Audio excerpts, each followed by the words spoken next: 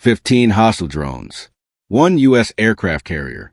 A sudden sky full of threats, and a response the world didn't see coming. This is war at sea like never before.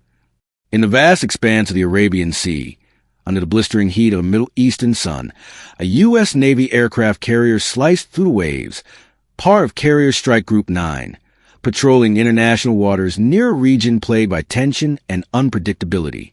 What started as a routine show of force mission quickly escalated into a moment that could have sparked a global incident. The radar screens on board the USS Theodore Roosevelt suddenly lit up with multiple fast-moving blips. 15 drones, inbound at high speed, identified as Houthi-operated aerial threats. Within moments, general quarters sounded. Sailors scrambled into action, manning battle stations with seamless precision born from countless drills and unwavering discipline. Above deck, the carrier's defensive systems whirred to life. Close-in weapon systems, CIWS, rotated, preparing to unleash thousands of rounds per minute. Surface-to-air missiles were readied. Electronic countermeasures kicked in. The crew braced for a potential swarm attack that could cripple or even sink the floating city of steel. The 15 drones, believed to be laden with explosives, advanced in a stagger formation. They were launched from Houthi-controlled territory in Yemen, a signal that the insurgent group was escalating its asymmetric warfare tactics to directly challenge U.S. naval superiority in the region. Tensions have been brewing for weeks. Small skirmishes, attempted interceptions, and now this, a full-scale kamikaze-style drone assault. As the first wave of drones closed in, the carrier group's destroyers, like the USS Arleigh Burke and USS Laboon, sprang into action, creating a defensive perimeter. Standard Missile 2 streaked into the sky, intercepting the leading drones in midair with violent bursts that scattered debris across the sea. Yet, some drones slipped past. The USS Roosevelt CIWS, affectionately nicknamed R2D2 by sailors for its resemblance to the Star Wars droid, locked onto targets and opened fire. The sound was deafening, a metallic roar as tungsten rounds tore through the sky. 4 drones were shredded within seconds, their remains plunging into the ocean. However, a pair of drones veered low and fast, skimming the waves to avoid radar lock. One was intercepted by a Seahawk helicopter, which had scrambled from the flight deck with astonishing speed, firing a well-placed missile that vaporized the threat. The last drone nearly made it. It flew just meters above the deck, heading straight for the aircraft elevator, loaded with F divided by a -18s. At the last possible second, a phalanx burst found its mark. The explosion rocked the deck, but the carrier held firm. The aftermath was a sobering reminder of how vulnerable even the most powerful warships can be in this new era of drone warfare. While no U.S. personnel were injured and the carrier sustained only minor structural damage, the message from the Houthis was clear. They had the means and audacity to strike at the heart of American sea power. In Washington, Pentagon officials convened emergency briefings. Intelligence analysts dissected the origin of the drones, their payload, guidance systems, and how they penetrated multiple defense layers. Retaliatory options were immediately put on the table. Precision airstrikes on Houthi drone launch sites, cyber interference operations, and increased naval patrols in the Red Sea and Gulf of Aden. The incident also drew international attention. Allies like the United Kingdom and France condemned the attack, while regional partners in the Gulf Cooperation Council called for greater joint security measures. Naval experts warned that this was not an isolated case, but part of a growing trend of non-state actors acquiring advanced drone capabilities, often with the backing of state sponsors like Iran. The incident reignited debates within the U.S. Navy about fleet composition, drone countermeasures, and the role of manned carriers in an increasingly unmanned threat landscape. On the Roosevelt, sailors returned to normal operations, but the atmosphere had changed. Maintenance crews patched shrapnel wounds in the superstructure, while intelligence officers interviewed eyewitnesses and collected drone fragments for analysis. Flight operations resumed within hours, a clear signal that the U.S. Navy would not be deterred. Meanwhile, F/A-18 Super Hornets were loaded with dams and laser-guided bombs, ready for a possible strike mission. Pilots briefed and prepared, knowing that their next sortie could be into contested airspace, retaliating against an enemy that preferred shadows and proxies to open war. The story of the 15 drones and the dramatic defense of the USS Roosevelt spread quickly, picked up by global media, amplified on social platforms, and dissected by military analysts. It became a case study overnight, an example of how the future of naval warfare is evolving. The blend of old-school valor and next-gen threats played out in real time, reminding the world that even in the 21st century, the high seas remain a theater of conflict and courage. And somewhere in a command center buried deep within a mountain, intelligence officials updated their maps, adjusted their threat models, and marked this date as a turning point in the great chess game of global power. The battle had lasted less than 15 minutes, but its implications could echo for years to come. In the searing heat of the Red Sea, tensions between American forces and the Iranian-backed Houthi rebels in Yemen reached an explosive tipping point that no one saw coming, and the world watched in disbelief as a swarm of 15 armed Houthi drones, each equipped with precision-guided munitions and intent on destruction, descended on a U.S. Navy aircraft carrier on routine patrol. What happened next stunned every military strategist from Washington to Riyadh. It was early morning when the USS John C. Stennis, one of America's most powerful Nimitz-class carriers, received an emergency radar alert. Multiple unmanned aerial vehicles were rapidly approaching from the southeast quadrant, a direction that suggested they had launched from deep within Houthi-controlled territory in Yemen. These weren't mere surveillance drones. They were Shahid-class combat UAVs, heavily modified with explosive payloads and kamikaze attack algorithms, capable of coordinating midair and adjusting flight patterns in real time. Within seconds, the ship's Combat Information Center scrambled into high alert, ordering all personnel to battle stations as the Phalanx Close-in Weapon Systems, CIWS, began to spin up and radar jamming countermeasures were deployed across the fleet. The USS Stennis, though protected by a layered defense network, including destroyers and cruisers, had never faced as many drones in such a tightly synchronized attack pattern. The Houthi drones executed a pincer maneuver, splitting into two squadrons, one coming in low from the water surface to evade radar, the other diving from altitude to confuse the ship's automated defenses. The first wave of CIWS fire lit up the morning sky like a 4th of July fireworks show, shredding several drones in a barrage of 20mm tungsten rounds. But 3 of the UAVs managed to breach the defensive umbrella. One of them impacted the carrier's port side deck, causing a violent explosion that blew a hole through the flight elevator shaft, rendering it temporarily inoperable. Sailors ran for cover as secondary fires erupted along the hangar bay, where maintenance crews had been servicing an F/A-18 Super Hornet. Another drone smashed into the USS Dewey, a nearby destroyer acting as part of the carrier's escort fleet, damaging its radar dome and injuring 2 sailors with shrapnel. But the third drone, the one that came closest to fulfilling its mission, flew directly at the command tower before being obliterated midair by a last-second missile intercept from the Aegis system aboard the USS Lake Erie. What could have been a catastrophic loss turned into an incredible display of American resilience, naval technology, and split-second decision-making. The damage, while serious, was contained thanks to the crew's rigorous training and damage control protocols. Flight operations on the USS Stennis were halted for just over 4 hours as repair teams worked to contain the fires, seal the hangar bay, and assess the impact on aircraft readiness. Within 6 hours, F-35C Lightning II stealth jets were once again launching from the deck in full combat readiness mode. Intelligence analysts quickly traced the attack to a Houthi command node deep inside Yemen's Sada province, using signals intelligence gathered from drones that were disabled but not destroyed. In response, CENTCOM ordered a retaliatory strike involving long-range Tomahawk cruise missiles and B-2 Spirit bombers flying in from Diego Garcia, annihilating the Houthi drone base and crippling their launch capability for months.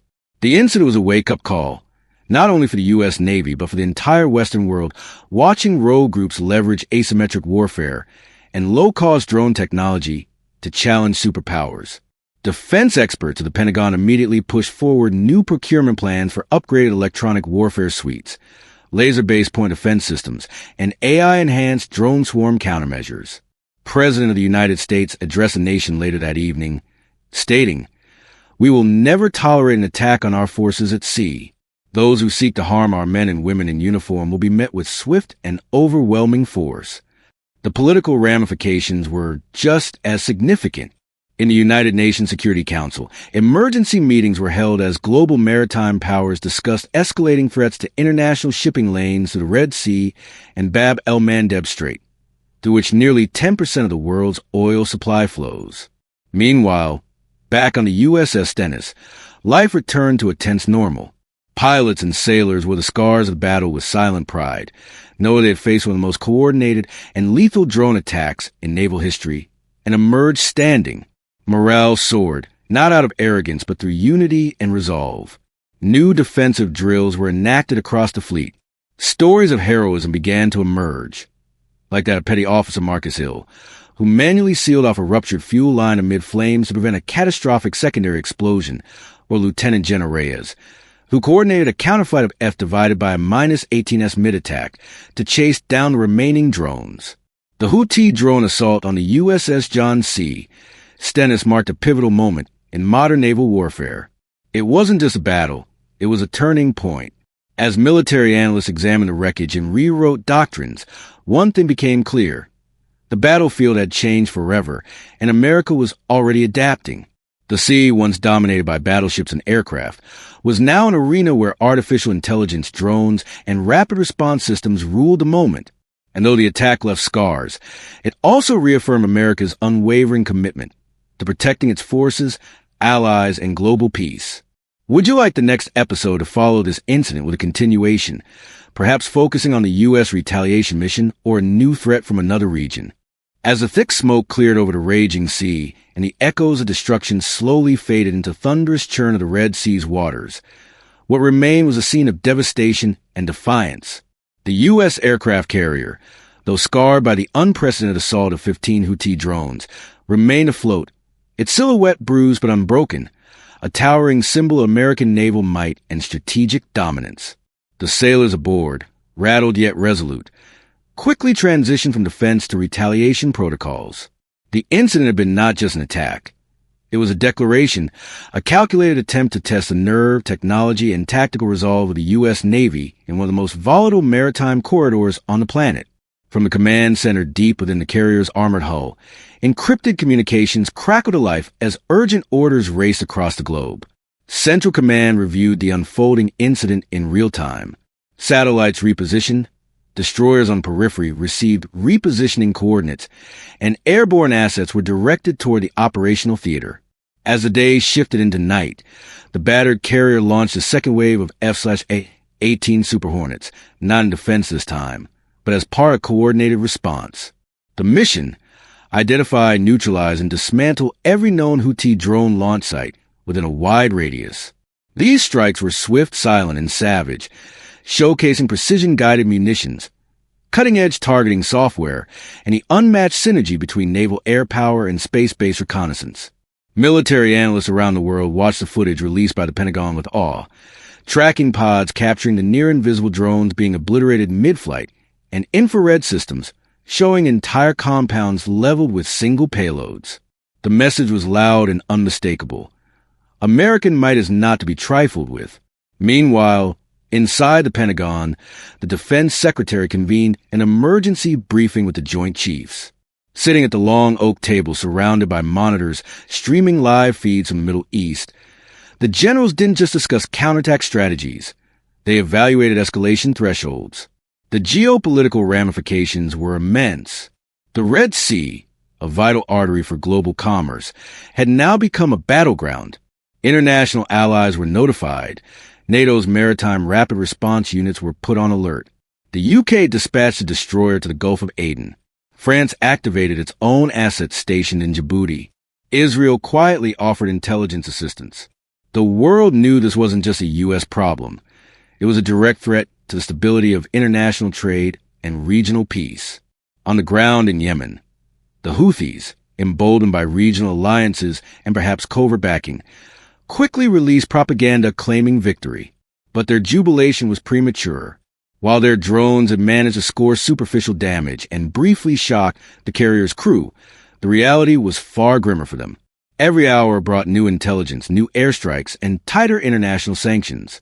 The United Nations convened an emergency session, condemning the attack and authorizing a multinational task force to ensure freedom of navigation in the Red Sea. The USS Carrier, though wounded, sailed ahead like a phoenix from the flames, bolstered by destroyers and submarines forming a phalanx of steel around it. What made this entire event more significant was the rise of drone warfare itself. Experts in Washington and think tanks from Berlin to Tokyo began dissecting how a non-state actor managed to coordinate a multi-drone swarm attack that could temporarily overwhelm a U.S. carrier's defense.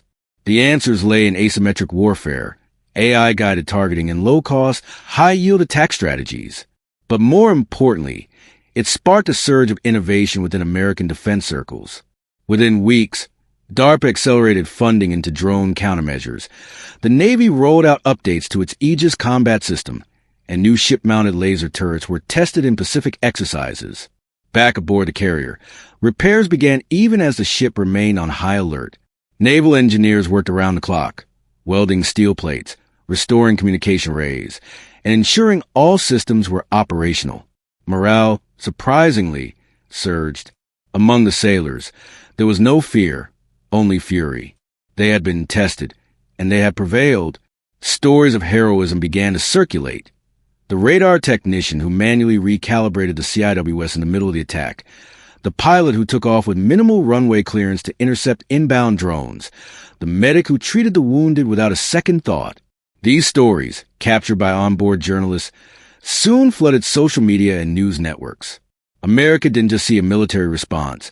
It witnessed a human face of courage. At the White House, the president addressed the nation.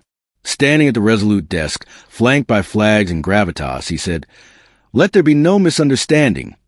The United States will protect its assets, its sailors, and its sovereignty. An attack on one of our ships is an attack on our people, and we will respond with the full force of our capabilities." Public support soared. Military enlistments saw a sharp uptick. Defense stocks rallied. America, once again, had faced fire and refused to bend. As dawn broke over the Red Sea days later, the once troubled waters now shimmered under a protective watch of satellites, destroyers, and drones. The U.S. carrier moved forward, not just as a vessel of war, but as a statement of resilience. And behind every steel plate, every roaring engine, and every deployed aircraft was a simple message to any adversary. America remembers. America responds. And America always returns stronger. As the smoke cleared and the wreckage of the intercepted Houthi drones settled into the waters surrounding the U.S. aircraft carrier, what unfolded next would firmly assert American dominance in a region teetering on chaos. The final wave of the Houthi drone assault, numbering over 15 advanced UAVs modified with Iranian technology, had been a calculated attempt to breach the layered defenses of a Nimitz-class supercarrier. But in the face of such aggression, the might of American naval warfare was not only tested, it was proven beyond doubt. Within seconds of the threat detection, the Aegis combat system on the accompanying guided missile cruisers lit up with alerts, and the Phalanx close-in weapon systems, CIWS, roared to life. The sky over the Red Sea transformed into a storm of blazing tracers and heat-seeking countermeasures as the U.S. Navy's war machine flexed its full muscle. Sailors aboard the carrier worked in precise synchrony, each man and woman executing their role in what could only be described as a perfectly rehearsed ballet of war. Meanwhile, F/A-18 Super Hornets screamed off the flight deck in a relentless rhythm, taking to the skies to ensure air superiority and neutralize any remaining threats. Surveillance aircraft like the E-2D Advanced Hawkeye provided critical battlefield oversight, relaying data in real time that allowed destroyers and frigates to coordinate a web of defense that made the U.S. strike group an impregnable fortress on the sea. As the final drone was splashed down by a Sidewinder missile fire from patrolling F-35C Lightning II, cheers erupted below deck. But behind the celebration was a sober realization. This attack was not a one-off. It was a signal, a message from adversaries emboldened by regional instability, that American presence in key strategic waters would continue to be challenged.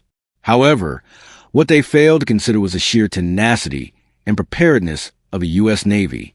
Within hours, a comprehensive counteroffensive operation was greenlit. Submarines in the area, including Virginia-class fast attack subs, repositioned silently beneath the waves to monitor and intercept any further threats. Satellite reconnaissance intensified, and ISR, intelligence, surveillance, and reconnaissance, Assets across the CENTCOM area of operations began feeding a flood of actionable data into command centers around the globe. The response was swift, multi-layered, and unmistakably powerful. What began as a desperate Houthi strike quickly escalated into a textbook demonstration of American joint force capability. From space to seabed, every vector of defense and retaliation was mobilized with stunning speed. Political ramifications followed immediately, as allies praised the precision and strength displayed, while adversaries reevaluated their strategic postures. The video footage of the carrier group engaging drones went viral, turning the incident into a media sensation and a propaganda disaster for those who dared to test the resolve of the U.S. military. In the days that followed, additional carriers were repositioned in adjacent theaters, and military bases in the region shifted to heightened alert levels. The Pentagon issued a clear and concise message. Any attack on U.S. forces will be met with overwhelming and decisive force. But perhaps most importantly, the event became a sobering wake-up call to those who underestimate the layered might of America's armed forces. The soldiers, sailors, aviators, and Marines who defend our interests do not operate in isolation.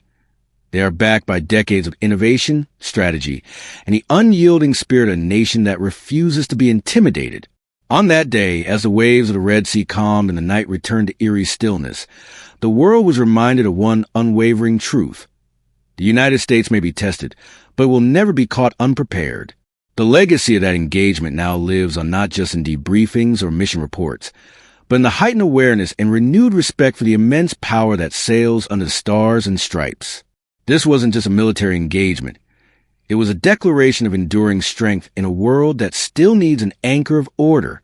The U.S. Navy once again proved that when danger comes calling, America's defenders are more than ready to answer.